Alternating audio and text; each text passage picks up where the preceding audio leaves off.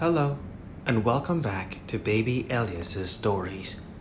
We now return to Blade Runner 4, I and Talon, by K.W. Jeter. Chapter 10. When she went looking, she found ruins. Jesus Christ, thought Iris, impressed despite herself. One never had to go far in a city such as LA to come across the broken and monumental evidence of the past. The city's present incarnation was an unsuccessful retrofit. Exposed wiring and ventilation ductwork snaking across the exteriors of the shabby buildings like so many sinews and trachea exposed by God and the vivisectionists' scalpels. At some point, Iris didn't know when, it wasn't the kind of thing she thought about. The notion of the future, of things being new, had been abandoned.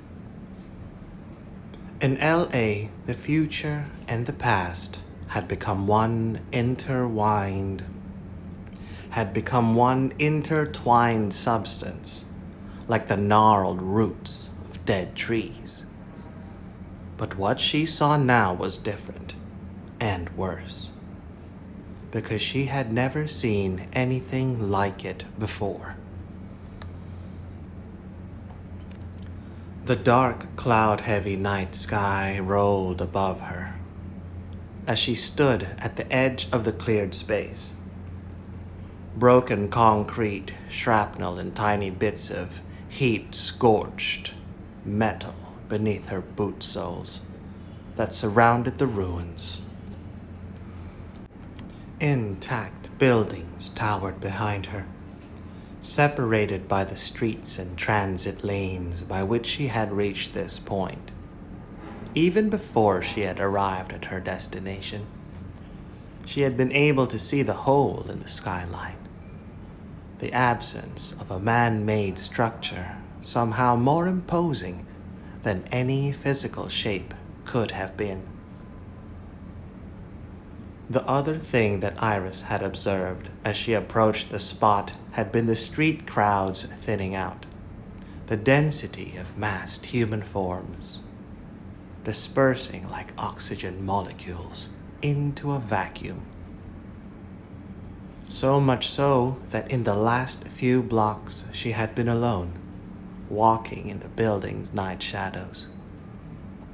A few scraps of sodden, yellowing paper dragged by the wind against her ankles, then tumbling and dying in the debris-clogged gutters. A few slanted rectangles of light, gray-dimmed by low mists, had fallen upon her from above. She had looked up and seen faceless silhouettes regard her in anonymous silence. Then they had turned away, as though already mourning her passage, and the high windows had remained empty. Dread had emptied the streets around the ruins. The primeval fear of those places were holy violence, where holy violence had been visited upon the earth. The monsoon rains, hot and nocturnal, started up again. The drops collected and trickled down to Iris's jaw and neck as she stood and looked up at the still imposing bulk of shattered walls and twisted inner network of rusting steel girders. Must have been big, thought Iris, already realizing how simple-minded that thought was. The bigness of whatever the structure had been was obvious, even in this post-destruction state. The remains towered nearly as high as the surrounding buildings.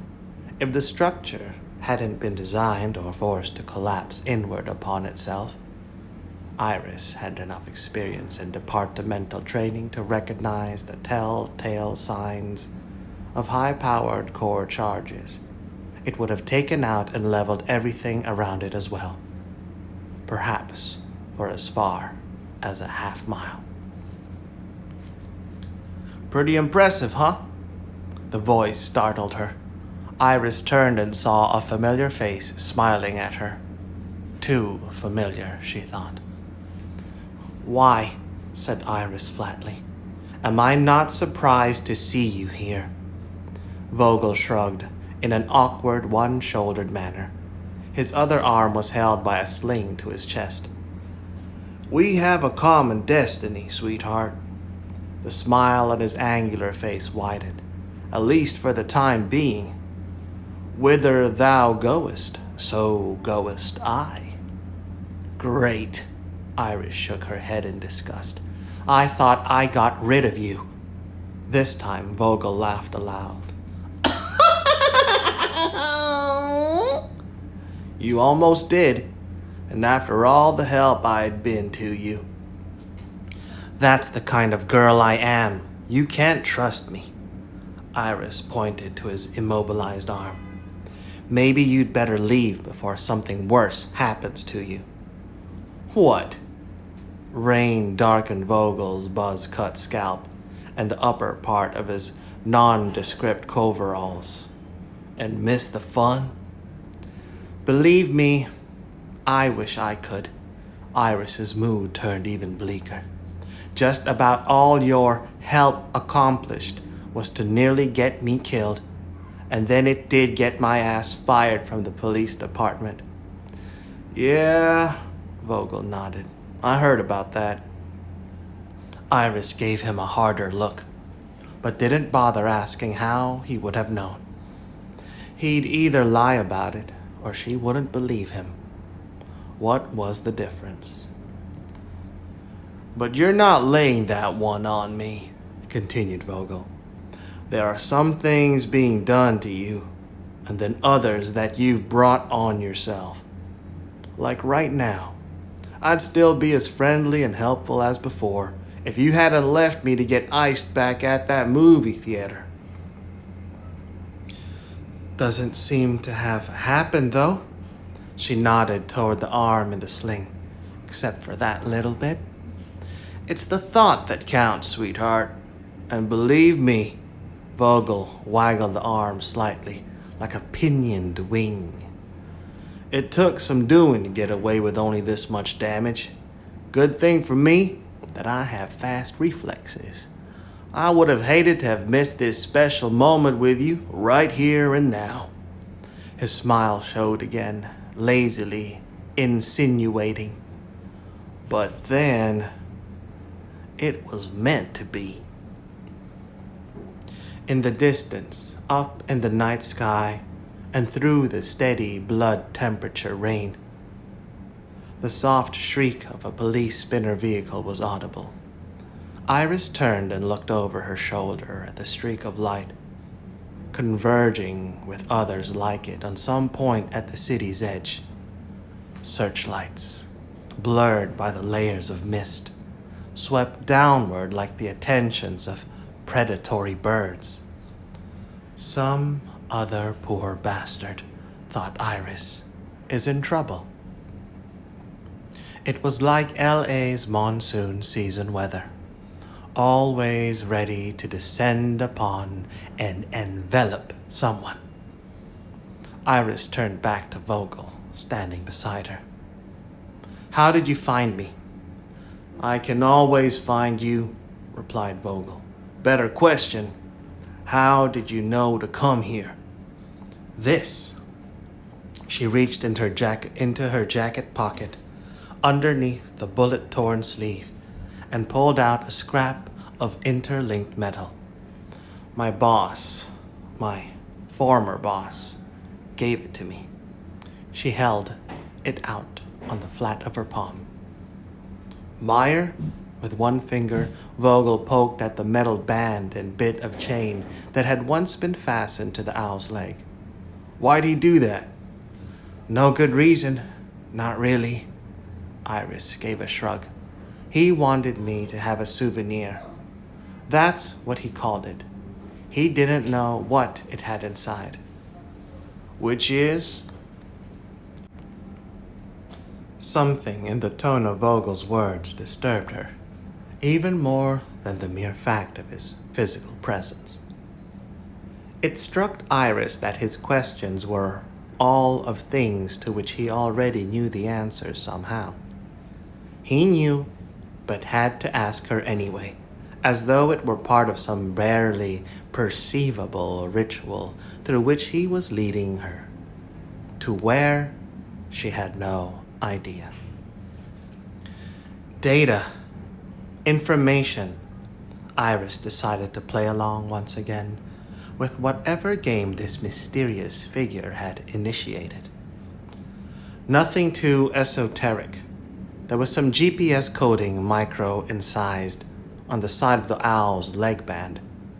I figured it must have been put there by the owl's original owners, either the Tyrell Corporation when it was still functioning, or maybe Dr. Eldon Tyrell, like a return if found message, only with the geophysical location coordinates instead of an address. And that's why you came here? Genuine amusement showed in Vogel's smile. You don't have anything to return to anybody. You lost it, remember? And he glanced over at the monumental ruins before them, then back to her. There's nobody here to return it to, is there? Right, said Iris irritably. I can see that much. The guy was getting on his nerves again. The guy was getting on her nerves again, with his smugly mocking attitude. Her only regret about leaving him to get killed by the mercenaries at the movie theater was that the putzes hadn't been able to pull it off. I'm not blind, you know. Maybe not. Vogel gave a low, judicious nod. But you're pretty much in the dark, though. You don't even know why you came here, do you? It was a lead, a clue. Her own voice sounded sullen to her. Sure, I don't know what I'd find, but I had to come here and look. That's my job. No, it isn't. You keep forgetting things. You don't have a job anymore. You're not a Blade Runner now. Meyer fired you. You're on your own. The edge of Vogel's sharp gaze seemed to peel back a layer of her skin. So whatever you do, you're doing it for your own reasons. You just don't know what they are yet. And you do? Maybe, said Vogel. After all, there's all sorts of things I know that you don't. Important things. And not only about owls and stuff. The hand that he could still use reached out and laid a fingertip on her rain-damp brow. Things about you. Prove it. Iris slapped his hand away from her face. Otherwise, I've got stuff to do. You don't have anything more important than this. Vogel's hand gestured with exaggeratedly slow grace toward the ruins. This means everything to you. Are you kidding? She sneered at both him and the mountains of rubble. I don't even know what this place is. Exactly, said Vogel. He turned his head slightly, peering closer at her. Don't you think that's strange? I mean, you're not knowing about this place? It's a big surprise to you, isn't it? You've never seen it before. No, Iris shook her head. I haven't. Yet, look at the size of it. Vogel turned and gestured expansively with his one good hand. It's huge. Before its fall, it must have been the largest building complex in all of Los Angeles.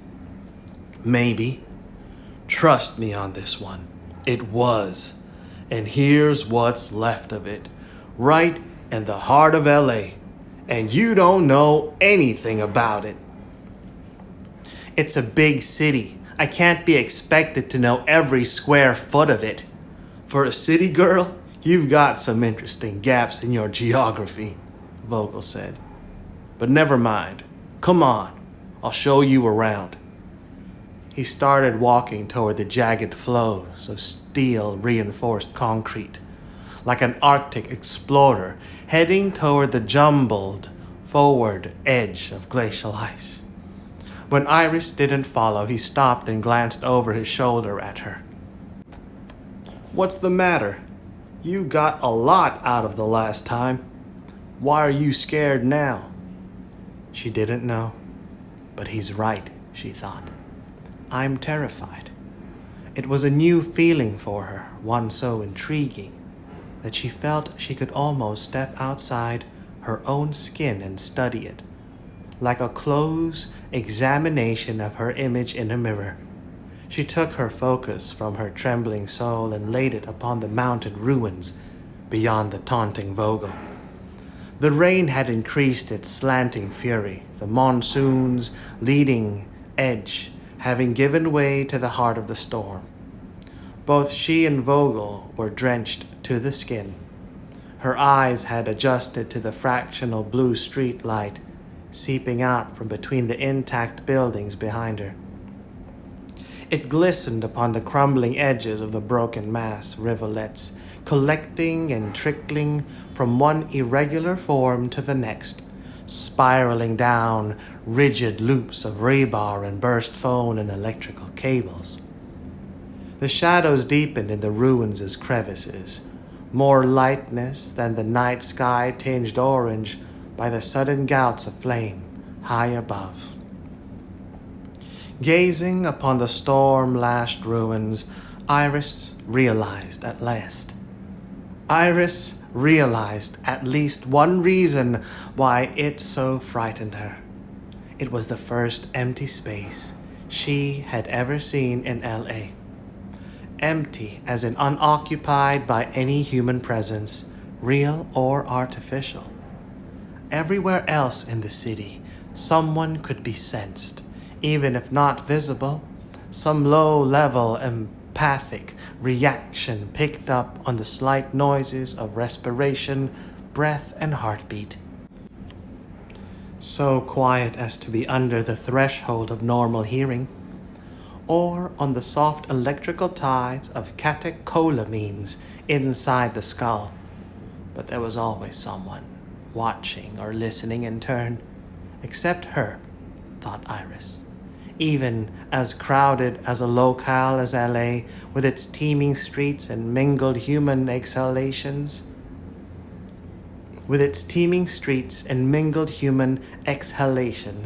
With every possible hole inhabited, somehow these ruins had been left abandoned.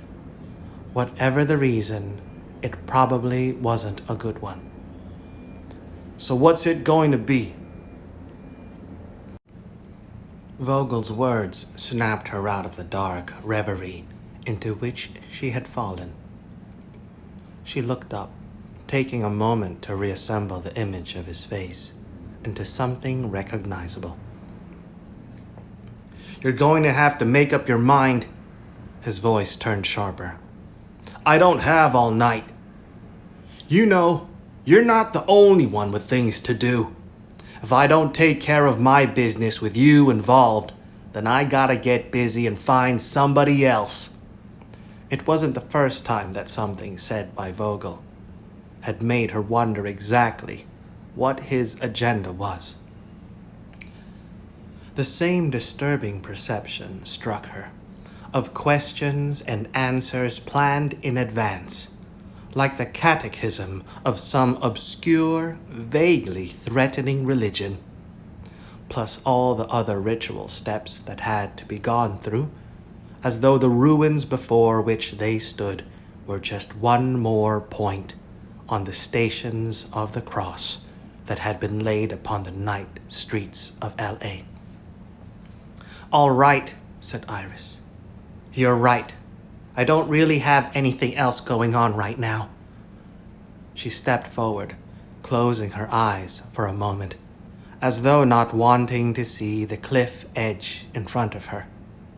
Lead on.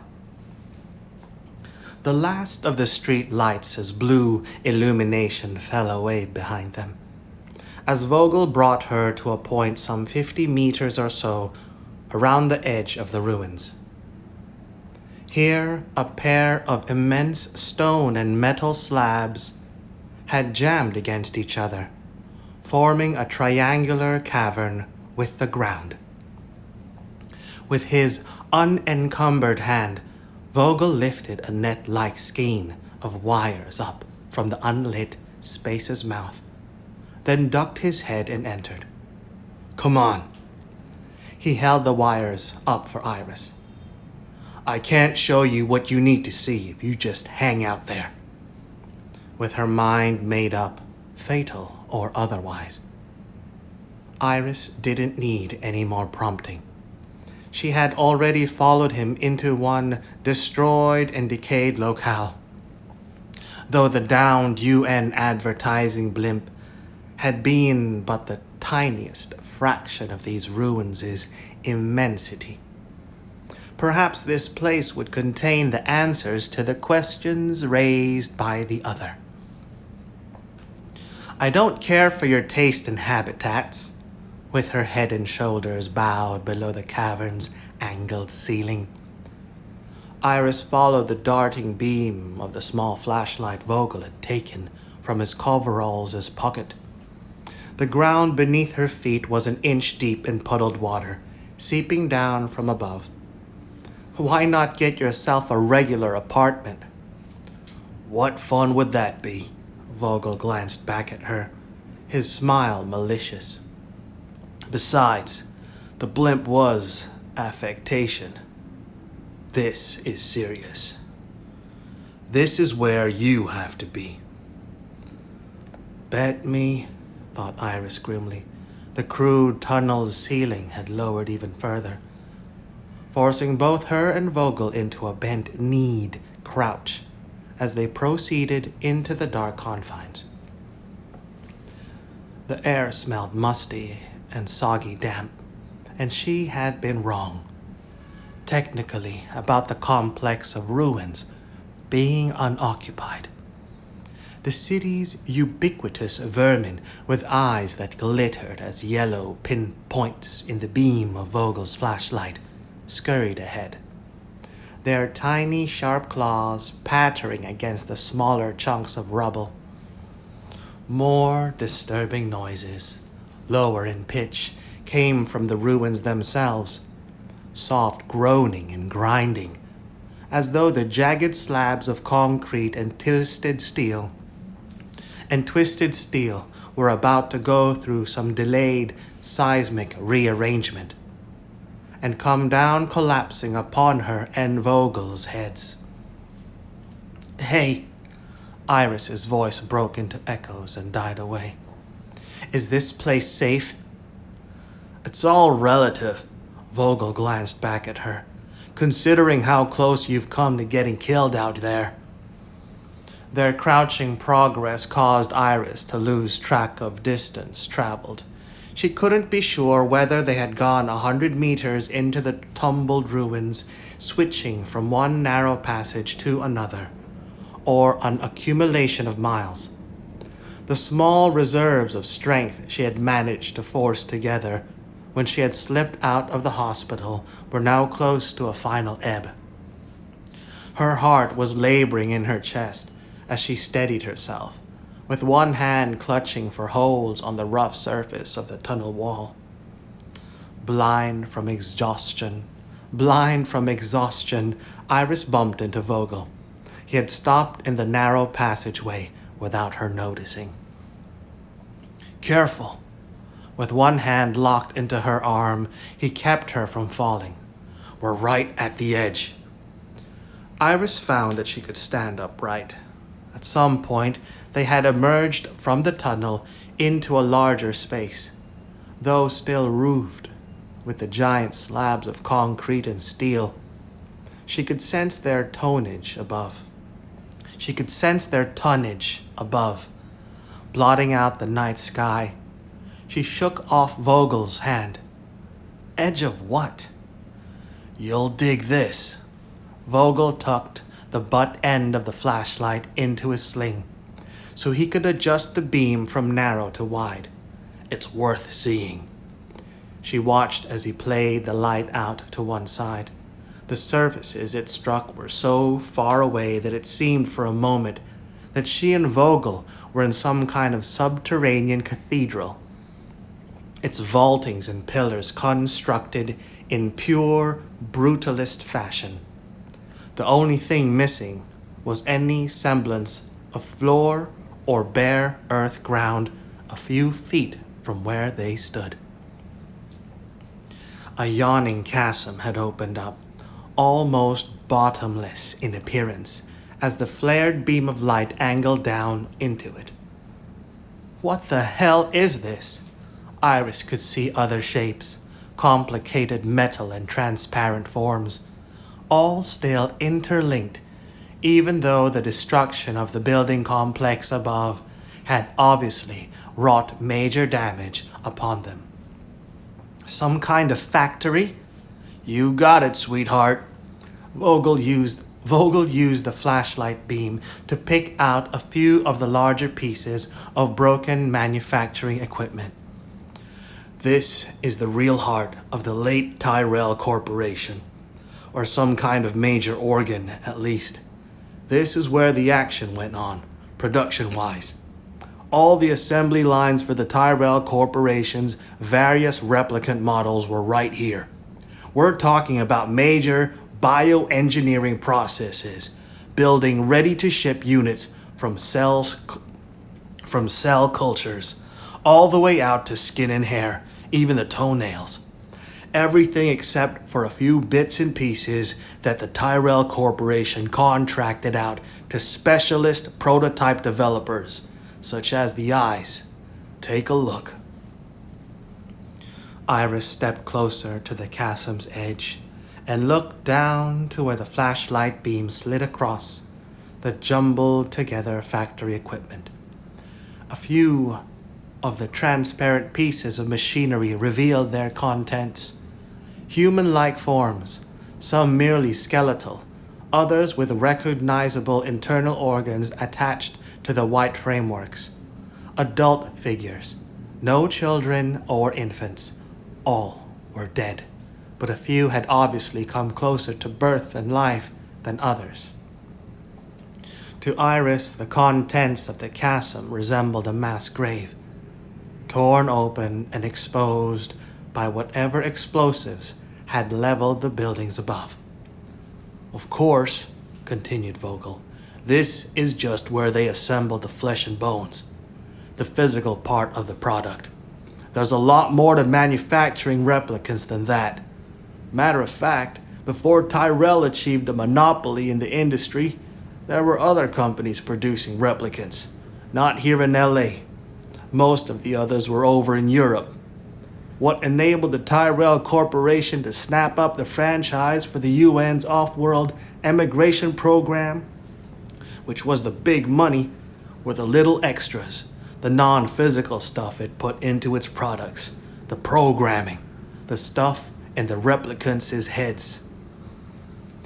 Something about the dark vista in front of Iris illuminated one piece at a time by the shifting flashlight beam angered her.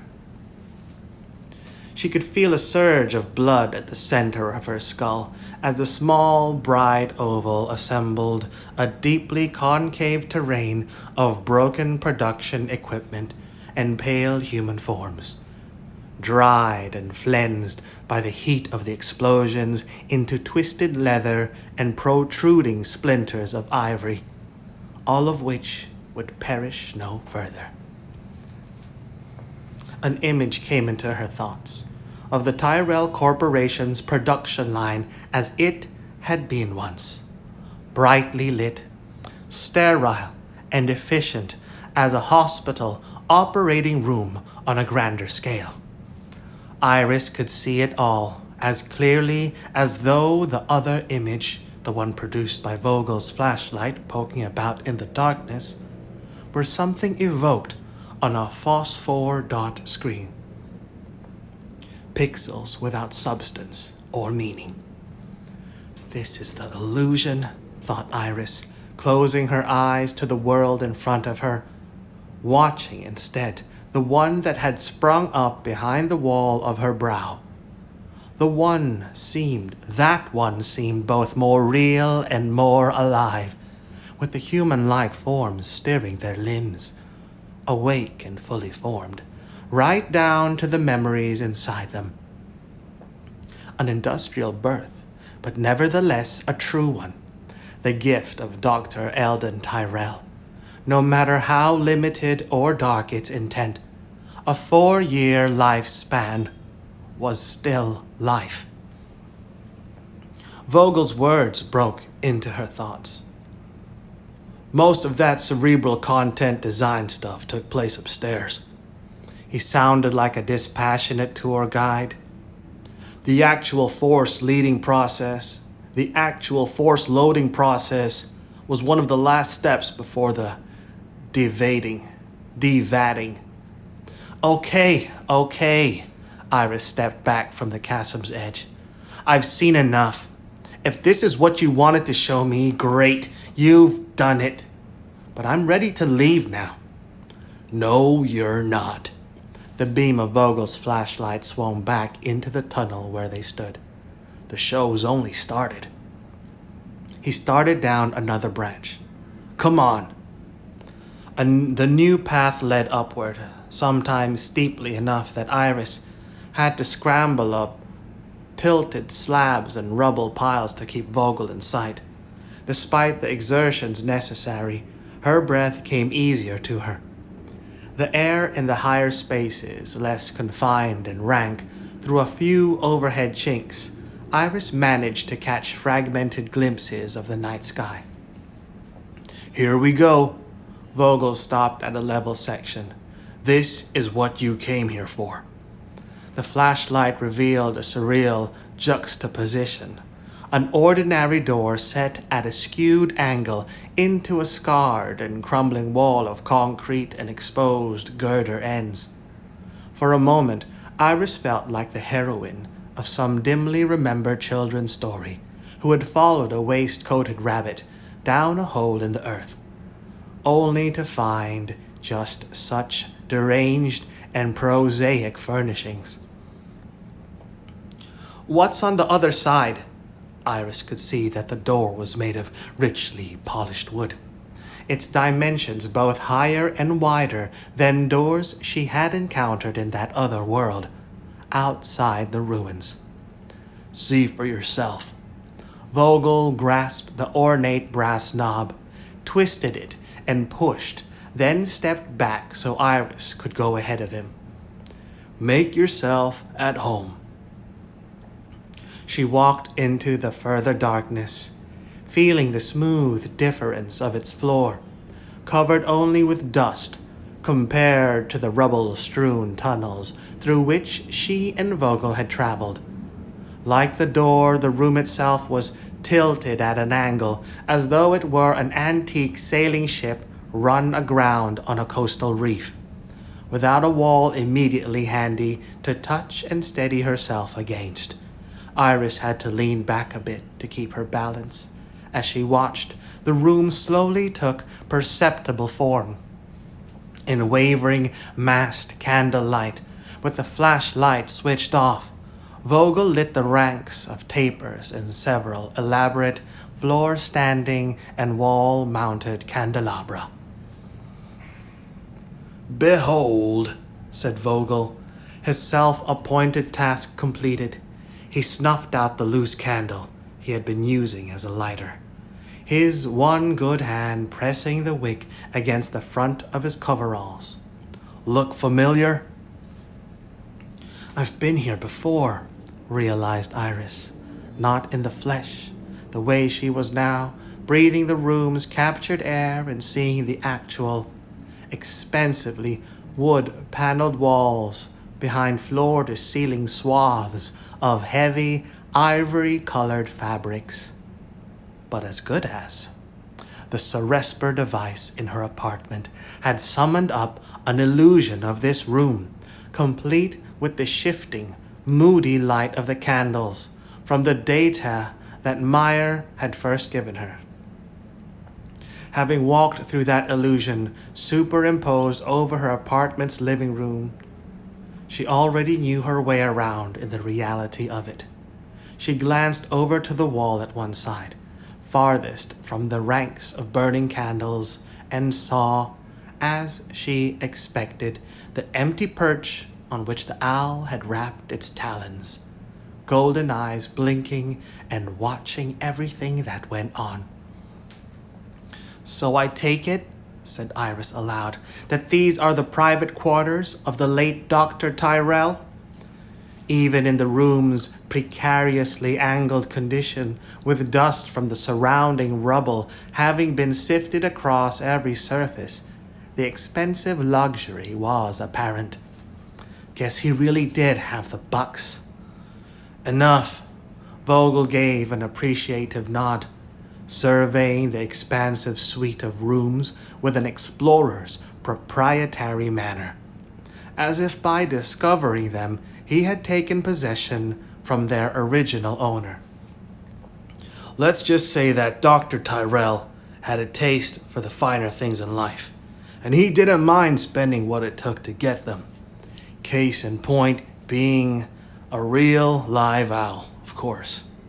Besides," a wave of Vogel's good hand took in the room and the ones beyond it, "all tax write-offs.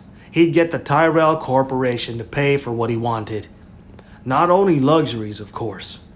With one finger, Vogel pointed toward the intricately worked ceiling.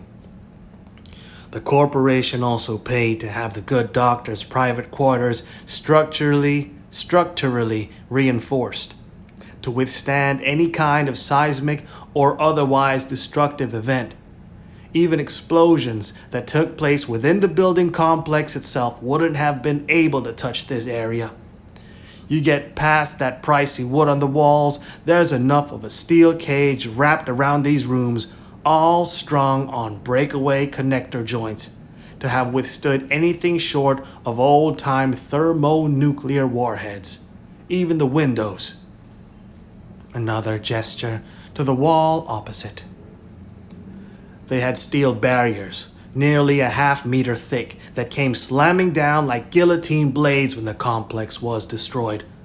There was a self-contained oxygen supply that kicked in, running off power sources separate from the building's main grid. That subsystem has gone dead by now, though. The hermetic seals have retracted, but basically, if Eldon Tyrell had still been alive when his corporation went up, he could have ridden out the explosions with nothing more than a few bruises. "What happened to him?" Iris peered around at the candle-illuminated spaces. "Why was he already dead when this happened? I mean, unless he died of old age or a heart attack or something." "Hardly," Vogel shook his head. "Somebody like Tyrell doesn't die like ordinary people. He wasn't an ordinary person. Let's face it, there's a certain amount of violence, maybe even what people used to call evil, inherent in the way the Tyrell Corporation made its money. You're talking about a commercial product, replicants, which is perfectly willing to kill, to get its freedom, and which gets killed if it tries. One way or another, somebody or something is going to get hurt. Just because it was legal for you to do the hurting when you were still a Blade Runner doesn't change anything." "Spare me the lecture," said Iris. "Tell me what happened to Tyrell." "Poetic justice or karma, what's the difference?" Vogel lifted his shoulders in a shrug. "One of his replicants that had come off the assembly lines right here in this building came home from the far colonies to have a little talk with its creator. The replicant's name was Roy Batty, and he told Dr. Tyrell that he wanted more life, that 4 years just wasn't long enough for a creature like him who was so hungry to survive and taste life. And then when Tyrell couldn't give him any more, things got ugly. Ugly and fatal. The replicant Roy Batty crushed Dr. Tyrell's head between his hands like a big egg, right here in this room. Vogel had delivered the details in a flat, uninflected monotone. That's the way it goes, right? What goes around comes around. All that built-in suppressed violence walked in the door and made itself at home. You seem to know an awful lot about it. Iris regarded him with even more suspicion than before. Like you saw it happen, or something. In a way, you could say I did. The glow from the masked candles wavered across Vogel's face as he smiled thinly at her. Funny thing is, a lot of people saw it. Maybe you're the only one. The only one in all of LA who didn't. What are you talking about? The same unease came over her as before, when she and Vogel had been standing outside the ruins they had now penetrated, and he pointed out her ignorance of the place, and whatever had happened to bring it down. It had been her job to know things other people didn't. You couldn't track down escaped replicants unless you were on top of things. Yet there seemed to be whole worlds of which she had known absolutely nothing. How many people could have been here in Tyrell's private quarters to have witnessed him getting killed? No one was here, said Vogel, still smiling. Or just about. The only actual witness was a little nerdy genetic engineer named J.R. Sebastian, who'd worked freelance for Tyrell before. And he got dinged up pretty badly by Roy Batty as well. The initial police report actually had him down as dead also, though that part turned out to be wrong. So other than him, there was only Dr. Tyrell and the escaped Batty replicant here in the room when it all went down. All right then, Iris spoke with elaborate, barely maintained patience. So how could everybody in LA except me, of course, have seen this Batty rep kill Eldon Tyrell? She gestured around at the wood-paneled walls. I don't exactly think that the head of a powerful outfit, such as the Tyrell Corporation, would allow video bugs to be planted in his private quarters. Execs like that usually have more of a taste for privacy. That they do, agreed Vogel. And Tyrell was more private than most, so it wasn't really here in this room that people got to see Tyrell's gruesome death.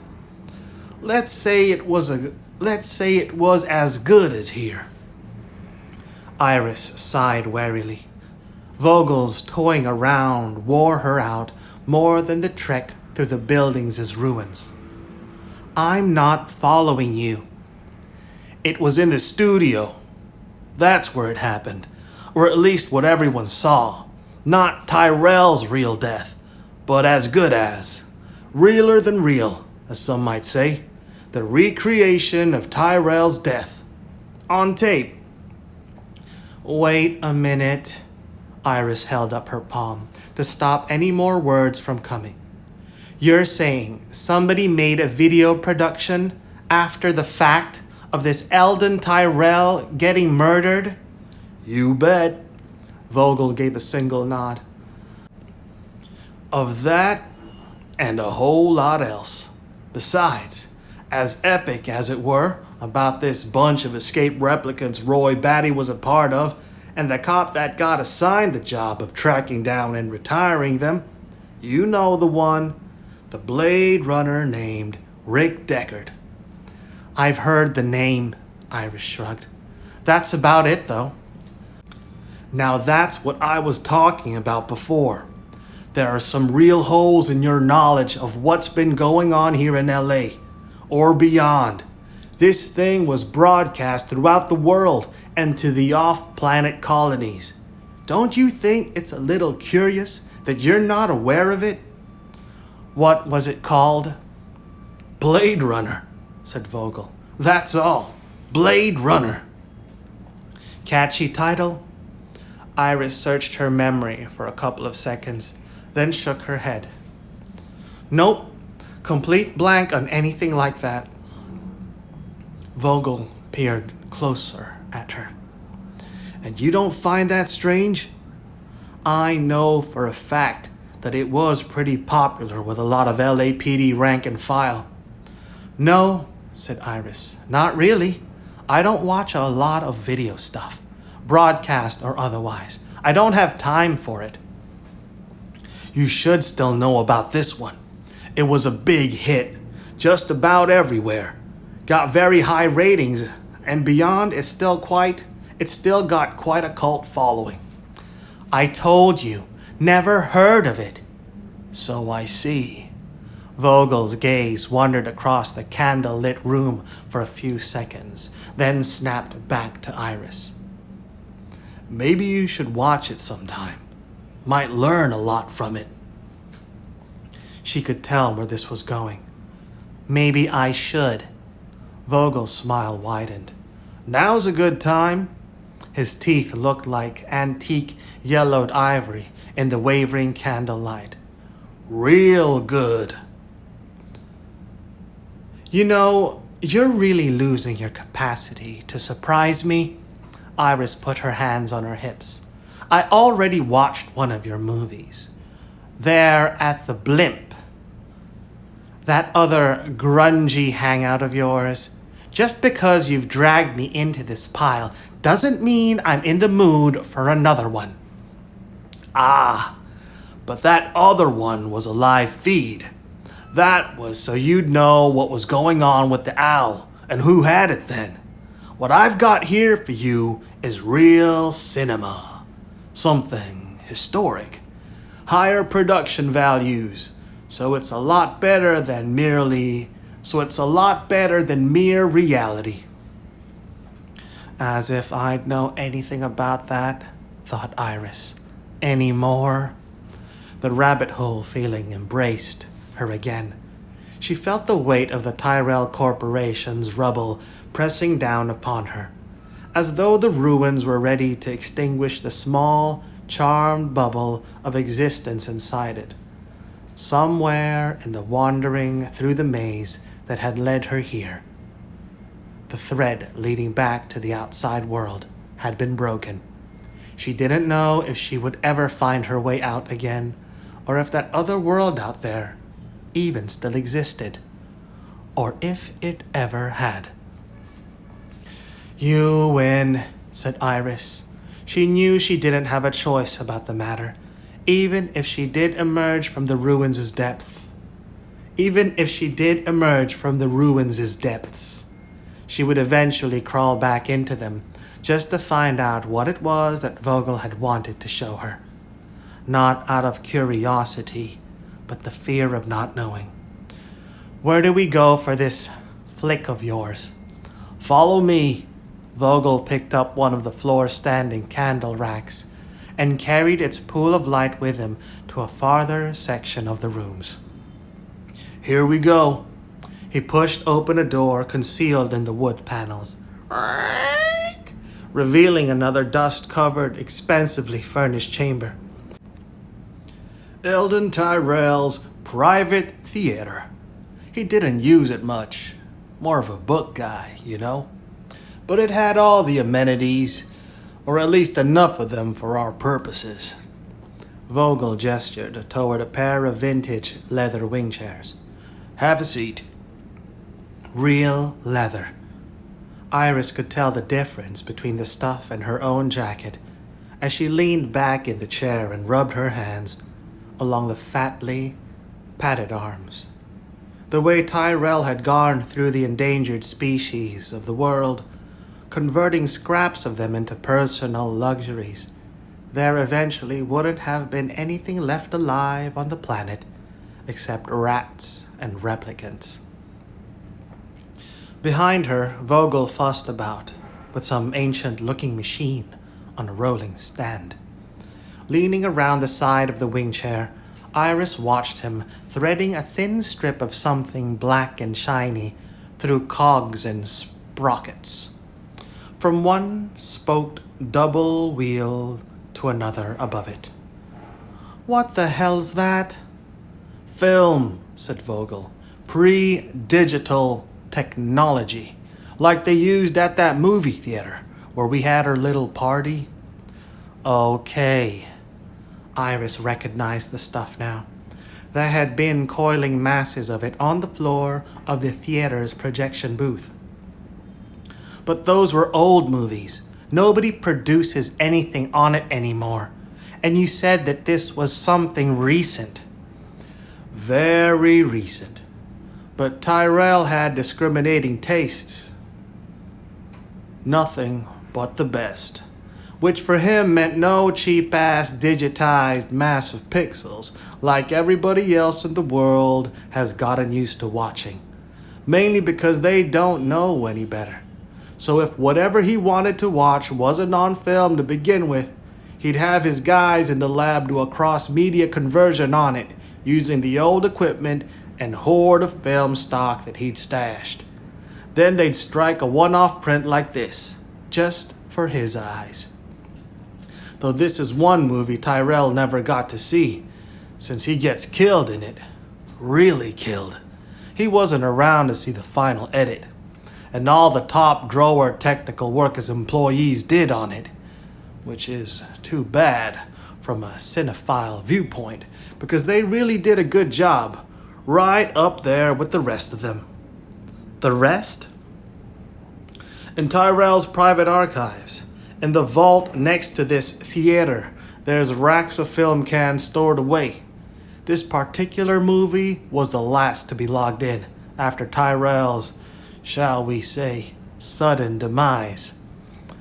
But like I said, they're all top quality. That's film for you, though. Most people can't tell the difference.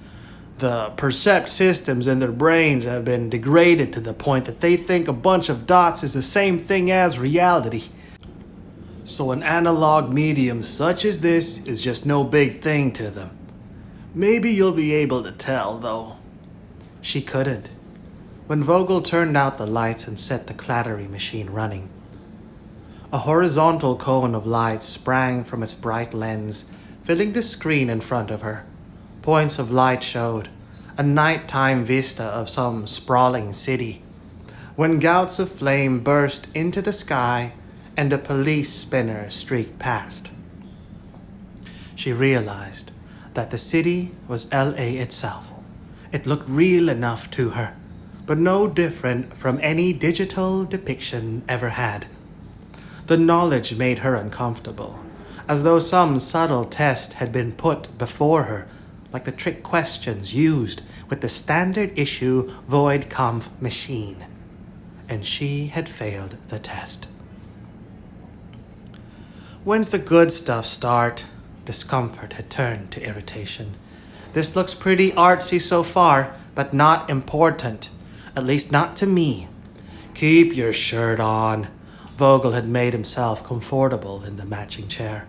It'll be worth it, I promise. With the projector softly clicking in the background, the film's angle changed from its elevation above the city to a tracking shot, zooming forward on a vaguely pyramidal building. Vogel leaned over the arm of his chair and pointed to the image on the screen. "That's the Tyrell Corporation headquarters," he whispered. "What you're sitting inside right now, before it went up." Then a room inside the building with a ceiling fan lazily stirring the smoke from the cigarette held by a cop. Iris didn't recognize him, though it was clear he was supposed to be part of the Blade Runner division. She didn't like the guy's style. Too sneering and cold. It was no surprise to her when the interview with some hulking low intelligence type didn't go well, and the cop wound up getting shot from under the table. The bullet's force smashed him back through the wall behind, as though it were so much prefab fiberboard. "Who's this?" Iris nodded toward the screen. The claustrophobic office from the pre-ruins Tyrell Corporation building had been replaced by a nocturnal outdoor shot, the city's constant monsoon season rain battering a street-side noodle bar. A gaijin with dark, close-cropped hair, not quite as buzzed down as Vogel's, was having a hard time getting his order. A lot of irritated pidgin and sign language went on between him and the noodleista behind the counter. Somebody else I should recognize? Maybe not, said Vogel, but you've heard his name before. That's Rick Deckard. So now you know what he looks like. No, Iris glanced over at Vogel. That's an actor playing Deckard. According to what you told me at least about this being a video reconstruction, right? So I still haven't seen his face. Wrong. That is Deckard's face up there. As docudrama reconstructions go, this is a high-class job. Very thorough. The producer and director, somebody named Benton, is a real fanatic for detail. So he had his special effects crew do some basic CGI texture mapping and real-time animated tracking. They dubbed in the faces of all the major characters, the real people involved. No big deal to get that kind of identity data over the faces of the physiology-matched actors Benton used. So what you wind up with on the screen is indistinguishable from what you would have gotten if you had been right there on the spot, taping as the actual events were happening. And in some ways, Vogel shrugged, this is better than mere reality would have been, inasmuch as it contains all the information available in reality, the faces, the places, but in an enhanced, editable form. Enhanced my ass. Iris slumped down in her wing chair, watching the film roll on. She didn't feel that her life had been improved by being able to see this Deckard person's real face. He wasn't that interesting looking. Plus, she already had the feeling, as she watched the film's Deckard character get pursued, get pressured into going out hunting escaped replicants once more, that he was going to screw up the job. Big time, thought Iris. Tracking down and retiring replicants wasn't a career for the reluctant, the way she figured. You either put your heart into it, or you might as well retire yourself. A few more minutes of screen time went by, and she knew she was right. Way big. Iris shook her head as the images continued to flicker past. She felt both disgust and pity, watching Deckard go about his botched-up hunt. If he was alive at the end of the film, she'd be amazed.